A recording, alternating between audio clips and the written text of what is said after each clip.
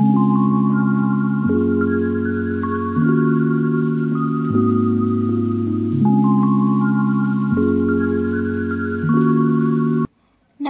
ಸ್ನೇಹಿತರೆ, Padmashri life style YouTube ಚಾನಲ್ಗೆ ಸ್ವಾಗತ. ಸ್ನೇಹಿತರೆ, ಇವತ್ತಿನ ವಿಡಿಯೋದಲ್ಲಿ ಮಶ್ರೂಮ್ ಗ್ರೇವಿಯನ್ನು ಯಾವ ರೀತಿಯಾಗಿ ಮಾಡೋದು ಅಂತ ಹೇಳ್ಕೊಡ್ತಾ ಇದ್ದೀನಿ. ತುಂಬಾ ಸಿಂಪಲ್ ಆಗಿ ಕಡಿಮೆ ಸಮಯದಲ್ಲಿ ಮಾಡಬಹುದು ಮತ್ತು ಎಲ್ಲರಿಗೂ ಕೂಡ ಇಷ್ಟ ಆಗುತ್ತೆ. ಇದು ಸೇಮ್ ಡಾಬಾ ಸ್ಟೈಲಲ್ಲಿ ನಾವು ಇವತ್ತು ಮಾಡಿ ತೋರಿಸ್ತಾ ಇದ್ದೀವಿ. ರುಚಿಯಂತೂ ತುಂಬಾ ಟೇಸ್ಟಿಯಾಗಿರುತ್ತೆ. ನೀವು ಚಿಕನ್ನು ಮಟನ್ನು ಈ ಥರ ತಿಂತಾ ಇದ್ರೆ ಈ ರೀತಿಯಾಗಿ ಒಂದ್ಸಲ ನೀವು ಮಶ್ರೂಮ್ ಗ್ರೇವಿಯನ್ನು ಮಾಡಿಕೊಂಡು ತಿಂದು ನೋಡಿ. ನೀವೇ ಇದನ್ನು ಪದೇ ಪದೇ ಮಾಡಿಕೊಂಡು ತಿಂತೀರಾ. ಇದನ್ನು ನಾವು ರೊಟ್ಟಿ, ಚಪಾತಿ ಮತ್ತು ಬಟರ್ ಕುಲ್ಚಾ ಎಲ್ಲದರ ಜೊತೆಗೂ ನಾವು ತಿನ್ಬೋದು. ಆದರೆ ಹೋಟೆಲ್ನಲ್ಲಿ ಹೋದರೆ ಇದಕ್ಕೆ ತುಂಬಾ ಚಾರ್ಜ್ ಮಾಡ್ತಾರೆ. ಆದರೆ ಕಡಿಮೆ ಅಮೌಂಟ್ನಲ್ಲಿ ನಾವು ಮನೆಯವರಿಗೆ ಎಲ್ಲರಿಗೂ ಆಗುವಂತೆ ಈ ಒಂದು ರೆಸಿಪಿನ ಮನೆಯಲ್ಲೇ ಸುಲಭವಾಗಿ ಮಾಡಬಹುದು. ತುಂಬ ಏನು ಕಷ್ಟ ಇಲ್ಲ, ತುಂಬಾ ಈಸಿಯಾದ ರೆಸಿಪಿ ಇದು. ಸೊ ಸ್ನೇಹಿತರೆ, ಈ ಒಂದು ವಿಡಿಯೋನ ಶುರು ಮಾಡೋಣ. ಶುರು ಮಾಡೋಕ್ಕೂ ಮುನ್ನ ನೀವಿನ್ನೂ ನಮ್ಮ ಚಾನಲ್ಗೆ ಹೊಸಬ್ರಾಗಿದ್ದರೆ ದಯವಿಟ್ಟು ಸಬ್ಸ್ಕ್ರೈಬ್ ಮಾಡಿಕೊಂಡು ವಿಡಿಯೋನ ಸ್ಕಿಪ್ ಮಾಡದೆ ನೋಡಿ. ವಿಡಿಯೋ ಇಷ್ಟ ಆದರೆ ಲೈಕ್ ಮಾಡೋದನ್ನು ಮರಿಬೇಡಿ. ಮತ್ತು ಪಕ್ಕದಲ್ಲಿರುವ ಬೆಲ್ ಐಕನನ್ನು ಕ್ಲಿಕ್ ಮಾಡದೆ ನಮ್ಮ ಎಲ್ಲ ವಿಡಿಯೋದ ನೋಟಿಫಿಕೇಷನ್ಗಳು ನಿಮಗೆ ಬರುತ್ತೆ. ಸ್ನೇಹಿತರೆ, ನಾವಿವತ್ತು ಚಪಾತಿ ಜೊತೆಗೆ ಸರ್ವ್ ಮಾಡ್ತಾ ಇದ್ದೀವಿ. ಬನ್ನಿ ಹೇಗೆ ಮಾಡೋದು ಅಂತ ನೋಡೋಣ. ನೋಡಿ ಸ್ನೇಹಿತರೆ, ಇಲ್ಲಿ 200 ಗ್ರಾಮ್ ಆಗುವಷ್ಟು ನಾನು ಮಶ್ರೂಮನ್ನು ಈ ರೀತಿಯಾಗಿ ಚಿಕ್ಕ ಚಿಕ್ಕ ಪೀಸಾಗಿ ಕಟ್ ಮಾಡಿ ಇಟ್ಕೊಂಡಿದ್ದೇನೆ. ನಿಮಗೆ ದಪ್ಪ ದಪ್ಪ ಬೇಕು ಅಂದರೆ ನೀವು ಆ ರೀತಿಯಾಗಿ ಕಟ್ ಮಾಡಿ ಇಟ್ಕೊಳ್ಬಹುದು. ನೀರಲ್ಲಿ ಚೆನ್ನಾಗಿ ತೊಳೆದು ಇಟ್ಕೊಳ್ಬೇಕು. ನೋಡಿ, 2 ಈರುಳ್ಳಿಗಳನ್ನು ನಾನು ಈ ಥರ ಕಟ್ ಮಾಡಿ ಇಟ್ಕೊಂಡಿದ್ದೀನಿ. ನಿಮಗೆ ಯಾವ ರೀತಿಯಾಗಿ ಬೇಕೋ ಅದೇ ರೀತಿಯಾಗಿ ಕಟ್ ಮಾಡ್ಕೊಳ್ಬಹುದು. ಮತ್ತು 1 ಈರುಳ್ಳಿನ ಚಿಕ್ಕ ಚಿಕ್ಕದಾಗಿ ಕಟ್ ಮಾಡಿ ಇಟ್ಕೊಂಡಿದ್ದೀನಿ. ಸ್ವಲ್ಪ ಕೊಬ್ಬರಿ ಮತ್ತು 1 ಟೊಮೆಟೊವನ್ನು ಈ ಥರ ಕಟ್ ಮಾಡಿ ಇಟ್ಕೊಂಡಿದ್ದೀನಿ. ಸ್ವಲ್ಪ ಹಸಿ ಶುಂಠಿ ಮತ್ತು 1 ಗೆಡ್ಡೆಯಷ್ಟು ಬೆಳ್ಳುಳ್ಳಿಯನ್ನು ಸುಲಿದು ಇಟ್ಕೊಂಡಿದ್ದೀನಿ. ಮತ್ತು ಕರಿಬೇವು.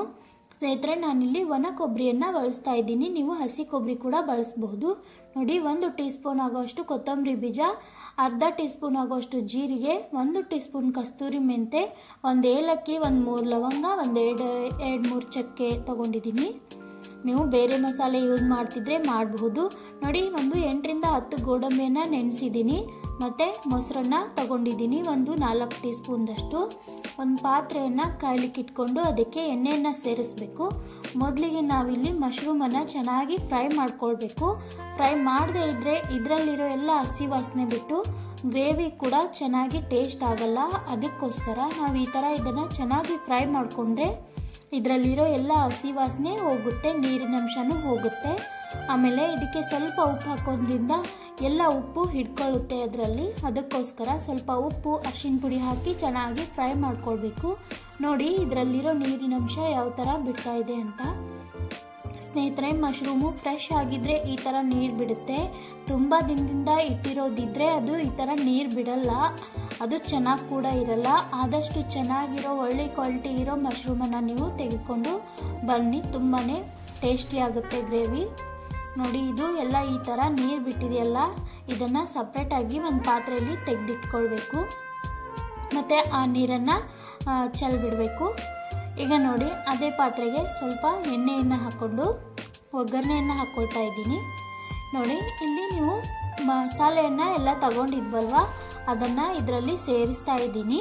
ಕಸ್ತೂರಿ ಮೆಂತ್ಯ ಒಂದನ್ನು ಬಿಟ್ಟು ಉಳಿದೆಲ್ಲ ಮಸಾಲೆಗಳನ್ನು ಇದರಲ್ಲಿ ಸೇರಿಸ್ತಾ ಇದ್ದೀನಿ. ಈಗ ಈರುಳ್ಳಿ ಮತ್ತು ಬೆಳ್ಳುಳ್ಳಿ, ಹಸಿ ಶುಂಠಿ ಎಲ್ಲವನ್ನು ಸೇರಿ ಇದರಲ್ಲಿ ಚೆನ್ನಾಗಿ ಫ್ರೈ ಮಾಡ್ಕೊಳ್ಬೇಕು. ನೀವು ಜಾಸ್ತಿ ಕ್ವಾಂಟಿಟಿಯಲ್ಲಿ ಮಾಡ್ತಾ ಇದ್ದರೆ ಈರುಳ್ಳಿಯನ್ನು ಜಾಸ್ತಿಯಾಗಿ ತಗೊಳ್ಳಿ, ಗ್ರೇವಿ ಕೂಡ ಜಾಸ್ತಿಯಾಗಿ ಆಗುತ್ತೆ. ಆಮೇಲೆ ಇದಕ್ಕೆ ಕಟ್ ಮಾಡಿ ಇಟ್ಕೊಂಡಿರುವಂತಹ ಟೊಮೆಟೊವನ್ನು ಸಹ ಸೇರಿಸ್ತಾ ಇದ್ದೀವಿ. ಸ್ನೇಹಿತರೆ, ಫಾರೆನ್ ಟೊಮೆಟೊ ಬಳಸಿದ್ರೆ ತುಂಬಾ ಒಳ್ಳೆಯದು. ಗ್ರೇವಿ ತುಂಬ ಚೆನ್ನಾಗೂ ಆಗುತ್ತೆ, ತುಂಬ ಹುಳಿ ಅಂಶ ಇರಲ್ಲ ಇದರಲ್ಲಿ. ಮತ್ತು ಈ 1 ಕೊಬ್ಬರಿಯನ್ನು ಸಹ ಇದರಲ್ಲೇ ಸೇರಿಸ್ತಾ ಇದ್ದೀನಿ.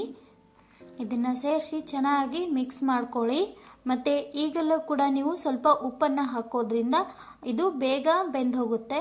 ಅದಕ್ಕೋಸ್ಕರ ಸ್ವಲ್ಪ ಉಪ್ಪನ್ನು ಸೇರಿಸ್ಕೊಳ್ತಾ ಇದ್ದೀನಿ. ನೋಡಿ ಈ ಥರ ಚೆನ್ನಾಗಿ ಫ್ರೈ ಮಾಡಿಕೊಂಡು ಇದನ್ನು ನಾವು ಮಿಕ್ಸಿ ಮಾಡ್ಕೊಳ್ಬೇಕು. ಆದರೆ ಸ್ವಲ್ಪ ಇದನ್ನು ಕೋಲ್ಡ್ ಆಗಲಿಕ್ಕೆ ಬಿಟ್ಬಿಡಬೇಕು. ಬಿಸಿ ಇರೋವಾಗ ಮಾಡಿಕೊಂಡ್ರೆ ಟೇಸ್ಟು ಅಷ್ಟೊಂದು ಚೆನ್ನಾಗಿರಲ್ಲ. ಅದಕ್ಕೋಸ್ಕರ ಅರಿಶಿನ ಪುಡಿಯನ್ನು ಸಹ ಇದರಲ್ಲಿ ಸೇರಿಸ್ಕೊಳ್ಬೇಕು. ನೀವು ಯಾವುದಾದ್ರೂ ಒಂದು ಮಸಾಲೆ ಪದಾರ್ಥವನ್ನು ಸಹ ಇದರಲ್ಲಿ ಸೇರಿಸ್ಬೋದು. ಅಂದರೆ ನೀವು ನಾರ್ಮಲ್ ಆಗಿ ಗರಂ ಮಸಾಲ ಮತ್ತು ಬೇರೆ ಯಾವುದಾದ್ರೂ ಮಸಾಲ ಪೌಡರನ್ನು ಯೂಸ್ ಮಾಡ್ತಾ ಇದ್ದರೆ ಇದರಲ್ಲಿ ಒಂದು ಅರ್ಧ ಟೀ ಸ್ಪೂನ್ದಷ್ಟು ಕೂಡ ನೀವು ಸೇರಿಸ್ಬೋದು. ನಾನು ಎಕ್ಸ್ಟ್ರಾ ಮಸಾಲೆಯನ್ನು ಜಾಸ್ತಿ ಸೇರಿಸೋದಿಲ್ಲ, ಯಾಕೆಂದರೆ ಇಲ್ಲಿ ಚಕ್ಕೆ ಲವಂಗ ಎಲ್ಲವನ್ನು ಸಹ ಇದರಲ್ಲಿ ನಾನು ಸೇರಿಸ್ಕೊಂಡಿದ್ದೀನಿ. ಈಗ ಇದರಲ್ಲಿ ನೆನೆಸಿಟ್ಟ ಗೋಡಂಬಿಯನ್ನು ಸಹ ಸೇರಿಸ್ಕೊಂಡು ಸ್ವಲ್ಪ ಉಪ್ಪನ್ನು ಸೇರಿಸ್ಕೊಳ್ತಾ ಇದ್ದೀನಿ. ಮತ್ತು ಒಂದು 4 ಟೀ ಸ್ಪೂನ್ದಷ್ಟು ಮೊಸರು, ಇದು ಗಟ್ಟಿ ಮೊಸರನ್ನು ಸೇರಿಸ್ಕೊಳ್ತಾ ಇದ್ದೀನಿ. ಇದನ್ನು ಚೆನ್ನಾಗಿ ಮಿಕ್ಸಿಯಲ್ಲಿ ಸ್ವಲ್ಪ ನೀರನ್ನು ಹಾಕಿ ಗ್ರೈಂಡ್ ಮಾಡಬೇಕು. ನೋಡಿ ಗ್ರೇವಿ ಈ ಥರ ಕಲರ್ ಆಗಿದೆ. ಇದರಲ್ಲಿ ನಾನು ಚಿಲ್ಲಿ ಪೌಡರನ್ನು ಹಾಕಿಲ್ಲ. ಈಗ ನೋಡಿ ಅದೇ ಪಾತ್ರೆಗೆ ಸ್ವಲ್ಪ ಎಣ್ಣೆಯನ್ನು ಹಾಕಿ ಕರಿಬೇವನ್ನು ಸೇರಿಸ್ಕೊಂಡು ಮತ್ತು ನಾವು ಮುಂಚೆ ಕಟ್ ಮಾಡಿ ಇಟ್ಕೊಂಡಿರುವಂಥ ಈರುಳ್ಳಿಯನ್ನು ಸೇರಿಸ್ಕೊಂಡು ಸ್ವಲ್ಪ ಫ್ರೈ ಮಾಡಬೇಕು. 1-2 ನಿಮಿಷ ಫ್ರೈ ಮಾಡಿದ್ರೆ ಸಾಕು. ಈರುಳ್ಳಿಯನ್ನು ತುಂಬ ಚಿಕ್ಕದಾಗಿ ಕಟ್ ಮಾಡಿ ಇಟ್ಕೊಂಡಿರ್ತೀವಲ್ವಾ, ಅದಕ್ಕೋಸ್ಕರ.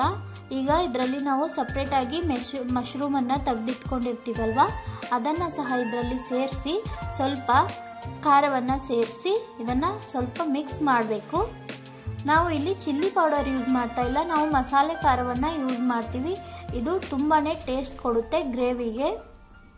ಈಗ ನಾವು ರುಬ್ಬಿ ಇಟ್ಕೊಂಡಿರುವಂತಹ ಗ್ರೇವಿಯನ್ನು ಇದರಲ್ಲಿ ಸೇರಿಸ್ಕೊಳ್ಬೇಕು. ನೋಡಿ ಇದು ಗ್ರೇವಿ ಕನ್ಸಿಸ್ಟೆನ್ಸಿ ಈ ಥರ ಗಟ್ಟಿಯಾಗಿದೆ.